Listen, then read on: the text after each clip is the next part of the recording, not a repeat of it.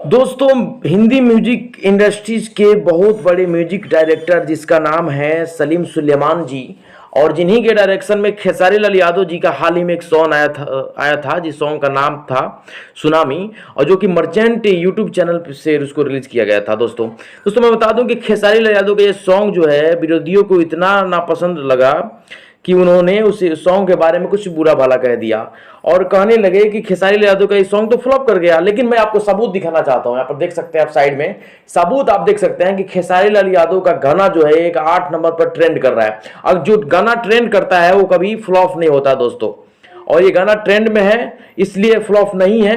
देख लो विरोधियों खेसारी लाल यादव का कि ये गाना फ्लॉप में नहीं है। दोस्तों अगर आप खेसारी लाल यादव के जेन्युइन फैन हैं, दिल से प्यार करते हैं, तो आप इस गाने को आपको इसको 1 नंबर पर ट्रेंड में लाना है दोस्तों, और गर्दा उड़ाना है।